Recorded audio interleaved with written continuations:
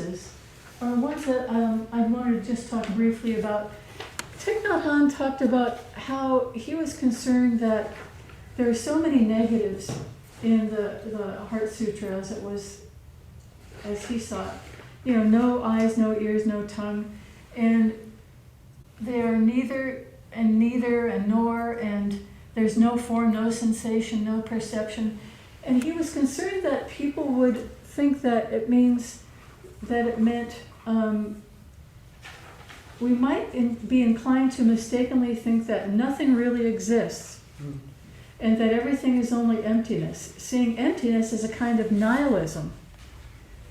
We can fall into this trap if we fail to understand the Heart Sutra correctly. As long as we keep this traditional wording, novices still risk getting their noses twisted. Like Chris's story the other day about the monk who went into his teacher to ask. He said, if you didn't hear this, tell me about your understanding of the Heart Sutra. And he says, well, I understand that all 5 skandhas are empty. There are no eyes, no ears, no nose, no tongue, no body, no mind, no forms, no sounds, no blah, blah, blah. The 18 realms of phenomena do not exist. The 12 links of interdependent arising do not exist, and insight and attainment also do not exist. Do you truly believe this? The teacher said. Yes, I truly believe this. So the teacher reaches out and twists his nose, and he said, now? Okay. Now do you believe it? If there is no nose, then what's hurting? Okay. So the essence of the Heart Sutra is that form is emptiness and emptiness is form. So if we look at this too deeply in terms of nihilism, and nihilism is defined as traditional values and beliefs are unfounded and that existence is senseless and useless. Well, that's a pretty negative view of our existence. But he also says that along with this extreme view is that we have to think that that nihilism, let's back up. In Buddhism, nihilism is considered an extreme view, which can bring about suffering. When we encounter polarities or pairs of opposites, we have the tendency to believe that one must be right and the other wrong. For example, we think that either everything exists, everything is real, or that nothing exists and nothing is real. These are the two extremes of eternalism and nihilism. So,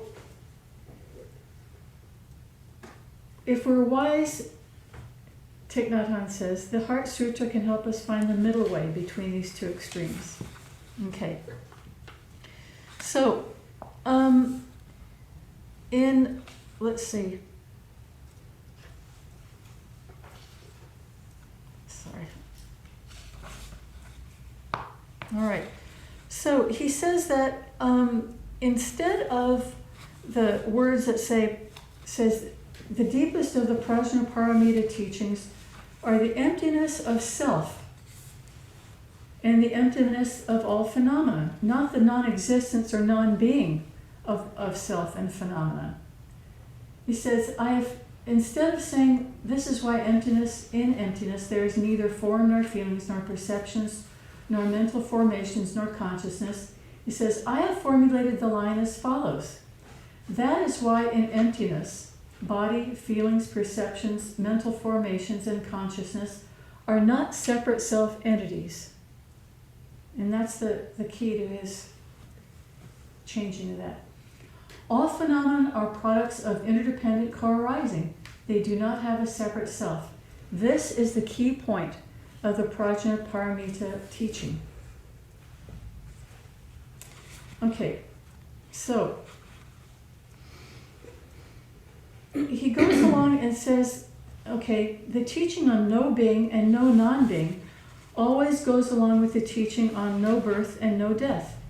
For this reason, I have added no being and no non-being to the series of negations in the text.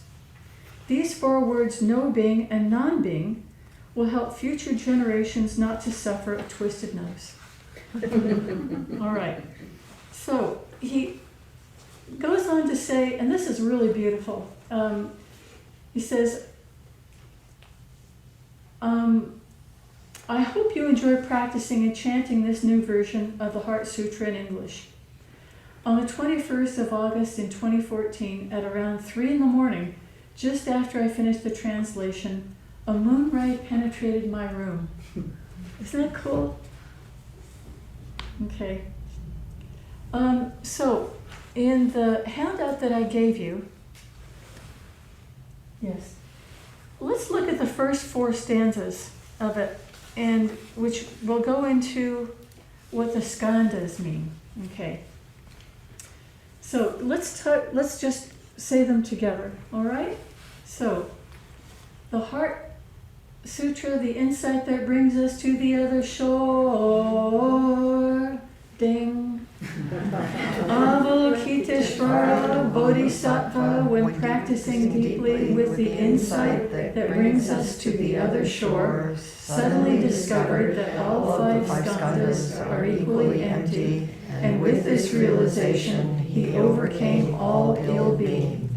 Listen, Shariputra, this body itself is emptiness, and emptiness itself is this body. This body is not other than emptiness, and emptiness is not other than this body. The same is true of feelings, perceptions, mental formations, and consciousness. Listen, Shariputra, all phenomena bear the mark of emptiness. Their true nature is the nature of no birth, no death, no being, no non-being, no defilement, no purity, no increasing, no decreasing. This is why in emptiness, body, feelings, perceptions, mental formations, and consciousness are not separate self-entities. Okay. So, all right, with that in mind, okay, oh, here's a piece of paper. Now, he goes on to say, if you are a poet, you will clearly see that there is a cloud floating on this sheet of paper. Can you see it? Yeah, we're all poets here. Without a cloud, there can be no rain. Without rain, the trees cannot grow. And without trees, we cannot make paper. The cloud is essential for the paper to exist. If the cloud is not here, the sheet of paper cannot be here either. So we can say that the cloud and the paper inter-are. Interbeing is a word that is not in the dictionary. Is not in the dictionary yet. But if we combine the prefix inter with the verb to be, we have a new verb, interbe. The word interbeing was born while I was leading a retreat at Tassajara Zen Center in the mountains of California in the 1980s. I was teaching about emptiness, and I did not have a sheet of paper with me to illustrate the point, so I used an empty wooden chair. I invited everyone to look carefully into the chair to see the presence of the forest, the sunshine, the rain, and the clouds. I explained that the chair was not subject to birth and death, nor could it be described in terms of being or non-being. I asked them whether there was a word in French or English that could describe how the chair existed, along with all the other non-chair elements. I asked if the word togetherness would do. Somebody said that sounded strange, so I suggested the word interbeing. The insight of interbeing can help us understand the heart of the Prajnaparamita Sutra more easily, and the teaching on emptiness more clearly. Interbeing takes us beyond the dualistic notions of being and non-being, and helps us to not be afraid of non-being. When people hear the word emptiness, they often panic because they tend to equate emptiness with nothingness, non-being and non-existence. Western philosophy is preoccupied with questions of being and non-being, but Buddhism goes beyond dualistic notions of being and non-being. I often say, to be or not to be, that is no longer the question. The question is one of interbeing. If we continue to look into the sheet of paper, we can see the sunshine in it. If the sunshine is not there, the forest cannot grow. Without the sunshine, nothing can grow, not even us. So we know that the sunshine is also in the sheet of paper. The paper and the sunshine inter-are. Looking more deeply, we can see that the logger who cut the tree and brought it to the mill to be transformed into paper. We also see the wheat. We know that the logger cannot exist without his daily bread. So the wheat that became his bread is also in this sheet of paper. The logger's father and mother are in the paper as well. Without all these other things, there would be no sheet of paper at all. Looking even more deeply, we can see that we are also in the sheet of paper. This is not difficult to see, because when we look at the sheet of paper becomes our object of our perception. It is becoming more and more clear to neuroscientists that we cannot exactly speak of an objective world outside of our perceptions, nor can we speak of a wholly subjective world in which things exist only in our mind. Everything, time, space, the earth, rain, the minerals in the soil, the sunshine, the cloud, the river, the heat, and even consciousness is in that sheet of paper. Everything coexists with it. To be is to be, to be is to interbe. You cannot just be by yourself alone. You have to be with everything else. This sheet of paper is because everything else is. This sheet of paper is because everything else is. Think about that. That's the key to interbeing. Suppose we try to return one of the elements to its source. If we return the sunshine to the sun, would the sheet of paper still be possible? No. Without sunshine, the tree cannot be. If we return the logger to his mother, then we wouldn't have a sheet of paper either.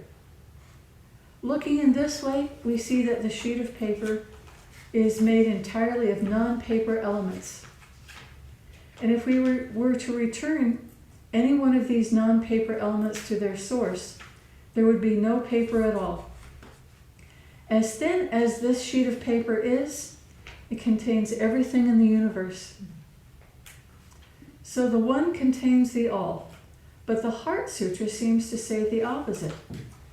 In it, Avalokiteshvara tells us that things are empty. Let us look more closely to see why. So how much time do we have? Total, you got about 15 more minutes. Of me? Yeah. Okay. Or of us. Of us. Yeah, this I like that group. better. Okay. So, in closing, according to Avalokiteshvara, this sheet of paper is empty, but according to our analysis, it is full of everything. There seems to be a contradiction. Avalokiteshvara found the 5 skandhas, our form, that's our bodies, feeling, perceptions, mental formations, and consciousness to be empty. But empty of what? To be empty is always to be empty of something. If I am holding a cup of water and I ask you, is this cup empty? You will say, no, it is full of water. But if I pour out the water and ask you again, you may say, no, it is empty. But empty of what? Empty means empty of something. The cup cannot be empty of nothing. Empty doesn't mean anything unless you know empty of what. The cup is empty of water, but it is not empty of air. So to be empty is to be empty of something. This is quite a discovery. Therefore, when Avalokiteshvara claims that the five skandhas are equally empty, we must ask, dear Bodhisattva Avalokiteshvara, empty of what? The five skandhas, which may be translated into English as five heaps. Let me, I want to make sure that, do you also want to leave time in that time frame for small groups if you want to do small groups? Oh, yes, I was on my last paragraph. So, the five skandhas, which may be translated into English as five heaps or aggregates, are the five elements that comprise a human being. These five elements are like five rivers, constantly flowing.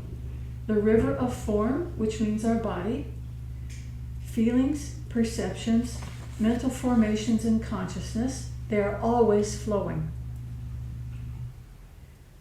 So, Avalokiteshvara, looking deeply into the nature of these five rivers, suddenly saw that all five are deeply empty. All five are empty. But empty of what, we ask? And this was the reply. They are empty of a separate self. Okay. So, but empty, remember that empty of a separate self means full of everything. So our body is empty of a separate self, but full of everything in the cosmos. Our feelings, perceptions, mental formations, and consciousness are all empty of their own separate nature, and at the same time, full of everything that exists. Thank you.